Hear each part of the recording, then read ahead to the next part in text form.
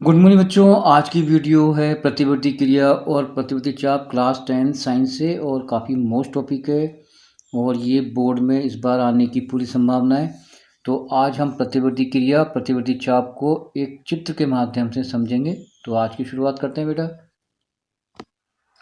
चलो अपन इस प्रतिवर्ती क्रिया या प्रतिवर्ती चाप के चित्र को समझें उससे पहले अपन देखते हैं कि प्रतिवर्ती क्रिया होती क्या है और इस पर किसका नियंत्रण होता है। ठीक है, तो पहला स्टेप है बेटा प्रतिवर्ती क्रिया। ये जो प्रतिवर्ती क्रिया है ये अनैच्छिक क्रिया है, इस पर हमारी इच्छा शक्ति का कोई जोर नहीं होता है।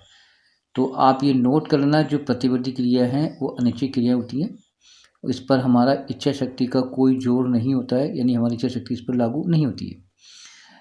जो जितनी भी क्रियाएं होती हैं ये प्रतिवर्ती क्रियाएं, इनका जो नियंत्रण है वो बेटा मीर के द्वारा होता है। क्लियर हो चुका। तो दो प्रश्न ये देखो यहाँ पर बनते हैं। प्रतिवर्ती क्रिया अनैच्छिक होती है और इस पर जो नियंत्रण है वो मीर के द्वारा होता है। ठीक है, चलिए अब अपन चित्र को समझते हैं। तो चित्र ये पूरा आपकी बुक में भी है, मैंने भी ये बना लिया है, बट आपको चित्र बनाने की एक वीडियो है वो मैंने पहले से चैनल पर डाल रखी है। अगर और इसकी एक वीडियो अपन और बना लेंगे। और अब देखते हैं इस चित्र को। जो मेरु तंत्रिका है ये पूरा बेटा मेरु तंत्रिका है। ठीक है, जैसे हमारे जो है ना इस जो पीठ में जो रीढ़ की हड्डी होती है उसी की बात हो रही है बेटा। ये जो मेरु तंत्रिका है इसके बेटा दो मूल होते हैं। सबसे पहला मूल होता है आपका पृष्ठ मूल। पृष्ठ मूल जो है ये संवेदी तंत्रिका कोशिकाओं का बना होता है। ये क्लियर हो गया। प्रश्न ये उठता है भाई संवेदी तंत्रिका कोशिका क्या होती है। तो पहली बात तो आप ये ध्यान रखना कि जो पृष्ठ मूल है, पृष्ठ मूल कहाँ से ले कहाँ तक है बेटा, ये पूरा पृष्ठ मूल है। पृष्ठ मूल जो है संवेदी तंत्रिका कोशिकाओं का बना होता है और इसका काम होता है बाहरी उद्दीपन को अवशोषित करना यानी उत्तेजित करना। अब बाहरी उद्दीपन क्या होते हैं? बाहरी उद्दीपन जैसे कि मान लो आपके कोई कांटा चुभ जाता है या कोई पिन चुभ जाती है, आपका हाथ या आपके शरीर का कोई भाग, आपके शरीर का कोई भी भाग किसी गर्म वस्तु को छूता है, तो इस प्रकार की जो क्रियाएं होती हैं वो बाहरी उद्दीपन कहलाती हैं। वो बेटा इस संवेदी तंत्रिका कोशिकाओं के द्वारा अवशोषित की जाती है यानी कि उत्तेजित की जाती है। क्लियर हो चुका। फिर मैं बता रहा हूँ, पृष्ठमूल संवेदी तंत्रिका कोशिकाओं का बना होता है और संवेदी तंत्रिका कोशिकाओं का कार्य होता है बाहरी उद्दीपनों को अवशोषित करना या उत्तेजित करना। और बाहरी उद्दीपन अधिक गर्म, अधिक ठंडा, चुभना, इस प्रकार के लिए। चलिए इसका जो सेकंड मूल है बेटा वो अधर मूल है। ये पूरा आपका अधर मूल है और ये बेटा आपका चालक तंत्रिका तंतुओं से बना होता है। ठीक है, अर्थात प्रेरक तंत्रिका जो है वो इस अधर मूल के द्वारा संबंधित अंग तक उस संदेश को पहुंचाती है। क्लियर हो चुका। अब आते हैं, यहाँ आते हैं, मध्य में आते हैं। ये जो गोल सा स्पॉट है ये केंद्रीय नाल है। यहाँ पर एक द्रव भरा होता है जिसको अपन घुस द्रव बोलते हैं। यहीं पर ही जो क्रियाओं का विश्लेषण होता है। ये जो आपका भाग है यहाँ पर एक श्वेत द्रव भरा होता है। ठीक है, यहाँ तक कोई दिक्कत। अब चित्र तो अपन समझ लिया। अब देखते हैं भाई प्रतिवर्ती क्रिया और प्रतिवर्ती चाप कैसे संपन्न होता है। ठीक है बेटा, चलो अब देखें प्रतिवर्ती क्रिया या प्रतिवर्ती चाप किस प्रकार से संपन्न होता है। जी बेटा, तो ये तो आपको सबसे पहले है पृष्ठमूल और अधरमूल। ठीक है, ये तो आपको समझ आ गया। सपोज करो जैसे आपका ये हाथ है, आपका हाथ किसी अगर गर्म वस्तु को छूता है तो उस स्थिति में त्वचा में स्थित यानी जो हमारी त्वचा होती है उसमें स्थित जो संवेदी तंत्रिका कोशिकाएं है ना, तो संवेदी तो जो तंत्रिका कोशिकाएं इस उद्दीपन के द्वारा वो बेटा उत्तेजित हो जाती है। क्लियर हो चुका। ये संवेदी तंत्रिका जो कोशिकाएं हैं इस गर्म वस्तु को छूने के बाद उत्तेजित हो जाती हैं। ठीक है, और ये जो संवेदी कोशिकाएं हैं इस उद्दीपन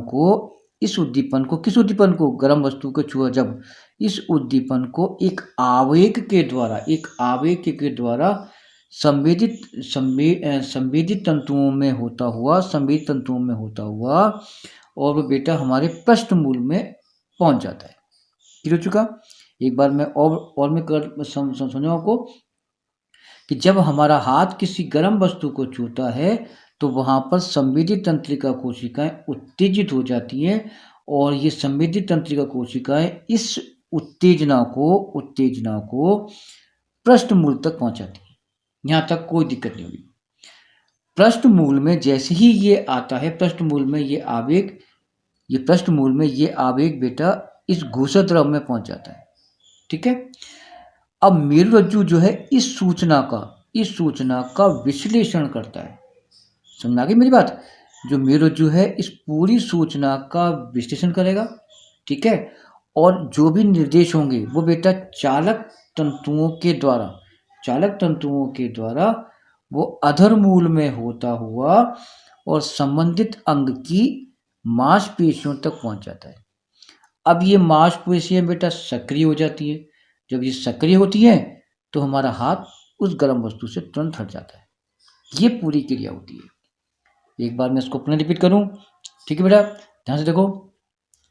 जब कभी हमारा हाथ किसी गर्म वस्तु को छूता है तो उस स्थिति में जो संवेदी जो कोशिकाएं हैं इस उत्तेजना के द्वारा उत्तेजित हो जाती हैं और ये उत्तेजना जो है संवेदी तंत्रिका कोशिकाओं के द्वारा पृष्ठमूल में आ जाता है। और पृष्ठमूल में जैसे ही आएगा तो पृष्ठमूल में यह आवेग जो है वो हमारे मेरुरज्जु में उपस्थित घोषक द्रव में पहुंच जाता है। ठीक है। फिर क्या करता है, ये मेरुरज्जु इस पूरी सूचना का विश्लेषण करेगा और आवश्यक निर्देश देगा। और आवश्यक निर्देश किसको देगा? चालक तंतुओं को। अब चालक तंतुओं के द्वारा ये अधरमूल में होता हुआ और संबंधित मांसपेशियों तक पहुंचता है और मांसपेशियां सक्रिय हो जाती हैं और हमारा हाथ वहां से हट जाता है। तो ये बेटा पूरी क्रिया होती है प्रतिवर्ती क्रिया। अब आता है प्रतिवर्ती क्रिया या प्रतिवर्ती चाप की परिभाषा क्या होती है, तो वो सुनो बेटा। प्रतिवर्ती क्रिया में संवेदाओं से लेकर के, यानी कि प्रतिवर्ती क्रिया में मैं बोल रहा हूँ कि प्रतिवर्ती क्रिया में संवेदांग से लेकर के और संबंधित अंग तक का ये जो पूरा चाप है ये प्रतिवर्ती चाप कहलाता है। एक बार और बढ़ते हैं। प्रतिवर्ती क्रिया में संवेदांग से लेकर संबंधित अंग की पेशियों तक के पूरे मार्ग को प्रतिवर्ती चाप कहते हैं। ठीक है। ये क्रियाएं बेटा बहुत तेज गति से, बहुत तीव्र गति से संपन्न होती है ना।